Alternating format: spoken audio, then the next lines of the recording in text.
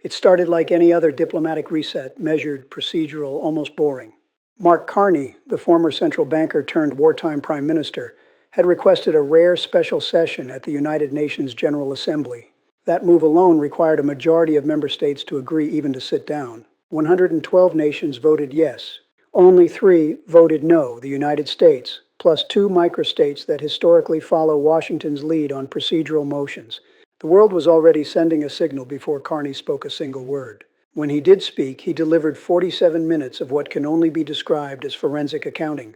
No rhetorical fireworks, no thundering applause lines, just data, timeline by timeline, sector by sector. He walked through the American egg crisis and the genetic dependency the U.S. had never secured. He laid out the cheese investment that restructured a $37 billion Canadian industry for less than $200 million, turning American supply chains inside out. He detailed the canola restructuring and the etymology printed on every American label for 40 years. He named the pork redirection that left empty shelves in American grocery stores. He explained the lobster migration that no tariff could touch because the ocean doesn't recognize borders. He itemized the maple syrup decision, the energy suspension, the port closures, the airspace restrictions, the mineral export freezes, and the diplomatic severing. Every single action Canada had taken in response to 18 months of escalating American economic coercion. He concluded with a passage so devoid of drama that its power came entirely from accumulated evidence. Canada did not seek this confrontation. Canada did not initiate tariffs. Canada did not demand control of another nation's industries. Canada responded to each escalation with proportional, documented sovereign action that was within our legal right, within our economic interest, and within the bounds of every international trade framework that exists. We ask this body not to take sides, but to assess the record. The record is 47 minutes long. It is documented, specific, and speaks for itself. He gathered his papers, nodded to the assembly, and sat down. No standing ovation. Instead, sustained, respectful applause from every continent, more than a minute of it. The world was not cheering a speech. It was acknowledging a verdict. Within 4 hours, the European Union issued a collective statement co-signed by all 27 member states. Within 12 hours, Japan's prime minister personally called the address the most important articulation of the rules-based international order in a generation. Within 72 hours, 61 nations had formally endorsed Canada's position and Carney's conduct. That number represented over 60% of global GDP. The endorsements came from every region: the United Kingdom, Australia, India, Brazil, South Korea, South Africa, Mexico, 23 African Union member states, and the 3 largest economies in Latin America speaking with one voice for the first time in memory. India's prime minister went on television to say, India stands with the principle that trade relationships between democracies must be conducted with mutual respect. The record presented by Prime Minister Carney demonstrates that this principle has been violated systematically and unilaterally. A State Department official later called that moment when we knew the isolation was complete. And then Donald Trump melted down. Not a calculated tirade. Not the strategic burst of anger designed to dominate a news cycle. Not the controlled fury that had defined his public persona for decades. The performance of outrage that always had a purpose, always had a direction, always ended with the audience believing they had witnessed strength. This was the performance collapsing. It began at 11:43 p.m. Eastern Time on the second night of the endorsement cascade. Trump posted, "The world is rigged against America. Carney is a fraud. Canada is nothing. The UN is a joke. We don't need any of them." 8 minutes later, countries that support Canada will pay a price. We will remember tariffs on everyone. At 12:03 a.m., my own people don't fight hard enough. Weak staff, weak advisors. I'm the only one who sees what's happening. At 12:17, Canada's economy would collapse in 1 week without us. 1 week. They know it. Everyone knows it. At 12:29, the speech was boring. Nobody watched it. Fake applause from fake countries. At 12:41, we will win. We always win. America first. Everyone else last.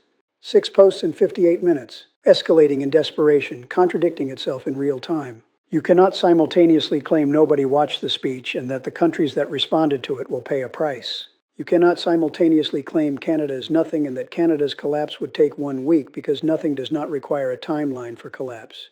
The contradictions were not strategic. They were the signal of a performer whose narrative architecture had just collapsed. The following morning's press conference confirmed the unraveling. Trump appeared alone, no senior advisors flanking him, a detail reporters immediately noted. He was scheduled for 10 minutes. He spoke for 37. He interrupted himself repeatedly. He contradicted the White House's official position 4 separate times. He called the United Nations irrelevant, then 11 minutes later demanded that the UN condemn Canada's behavior.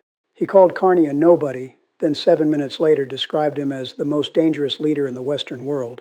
He threatened to withdraw from NATO, then said NATO needs America more than America needs NATO, then said he had always been NATO's biggest supporter, all within 90 seconds.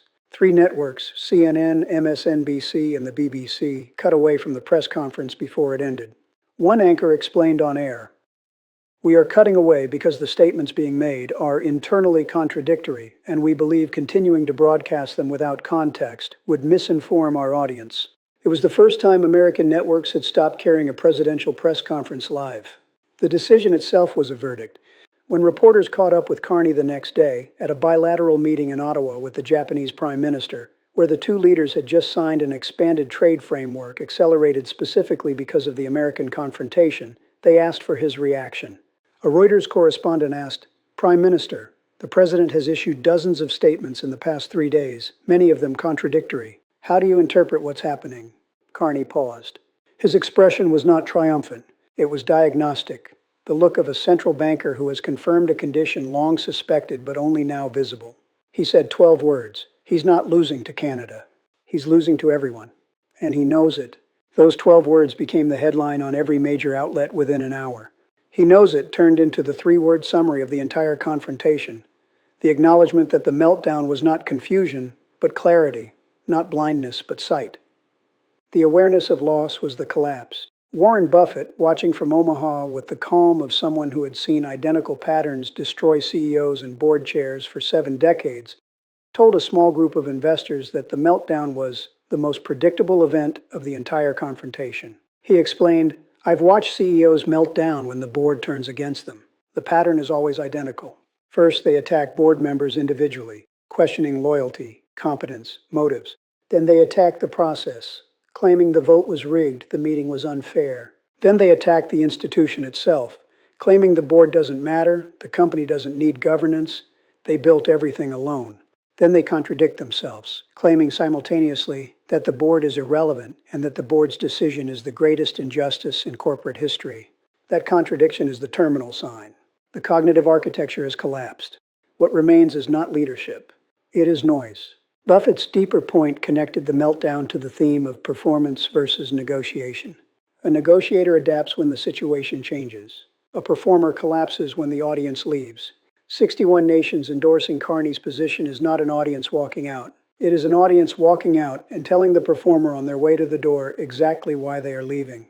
The performer cannot adapt because the performer doesn't have a position to adapt from, only a performance to maintain. And when the performance can no longer be maintained because there is literally no one left to perform for, what remains is midnight posts, contradictory statements, attacks on allies and staff and institutions. The desperate noise of someone who built their entire identity on commanding a room and is now standing in an empty one. Behind the scenes, the White House stopped functioning. The Chief of Staff held 3 emergency meetings in a single day, not about Canada, but about the President's social media activity, which was undermining every diplomatic message the State Department was trying to send.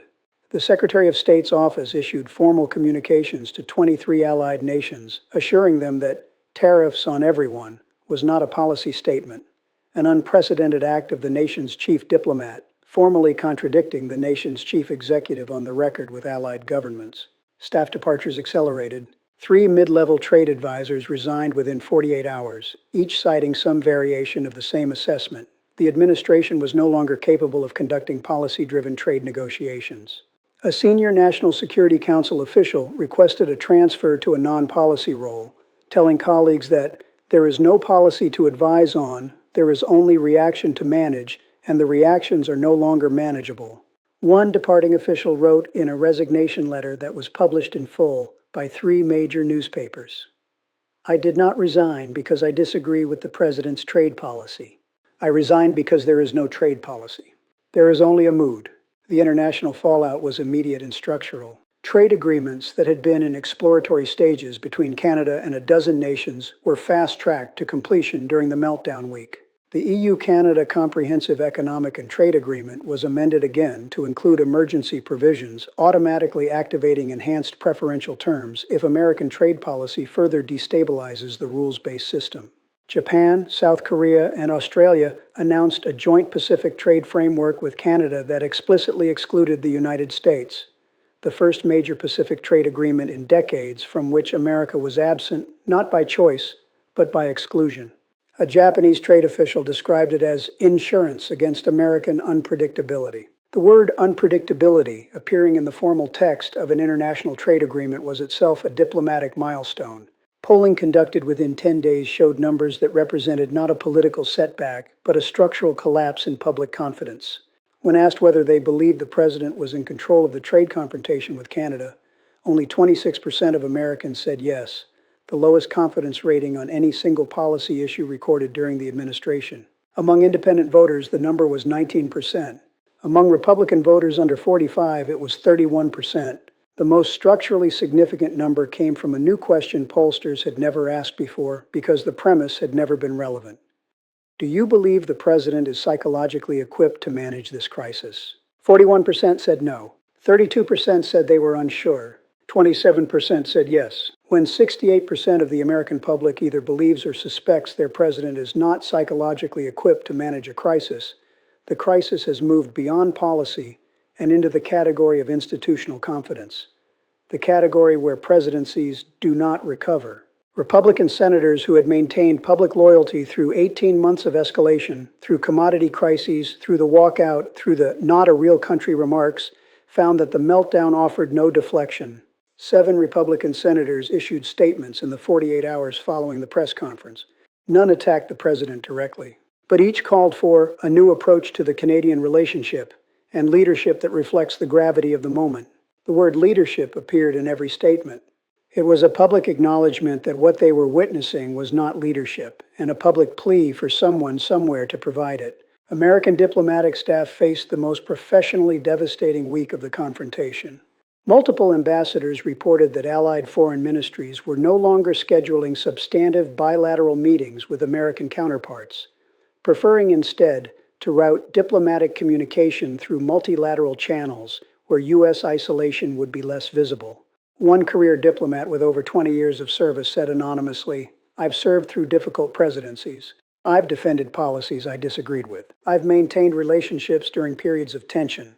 But I have never, in 2 decades, had an allied foreign minister tell me that they no longer trust the American government to conduct a coherent conversation." That happened this week, 3 times, in 3 different countries. That is what the meltdown did to American diplomacy. The statement leaked to 4 outlets simultaneously and was shared over 6 million times because it confirmed from inside the American system what the rest of the world had already concluded. So here's where the confrontation stands. Mark Carney delivered 47 minutes of documented evidence to the UN General Assembly. 61 nations endorsed Canada's position within 72 hours, the largest multilateral endorsement of a single nation's conduct in the post-World War II era. Donald Trump responded with a 72-hour meltdown, midnight social media posts, a press conference so incoherent that 3 networks stopped broadcasting it, attacks on his own staff, contradictory threats issued minutes apart, and the visible collapse of the controlled persona that had sustained every previous response. Carney sat beside the Japanese Prime Minister in Ottawa and said 12 words that named what the world was watching. He's not losing to Canada. He's losing to everyone. And he knows it. Buffett explained why the meltdown was inevitable. Isolation always produces collapse, and collapse always looks the same, regardless of whether it happens in a boardroom or the Oval Office. The world moved on. The trade relationships restructured. The alliances realigned. And the meltdown, the posts, the threats, the contradictions, the attacks on his own staff was the sound of someone realizing in real time that the world had moved on without him. That is the loneliest sound in leadership, and it is the last sound before silence. Please hit the bell icon and subscribe my channel for daily updates.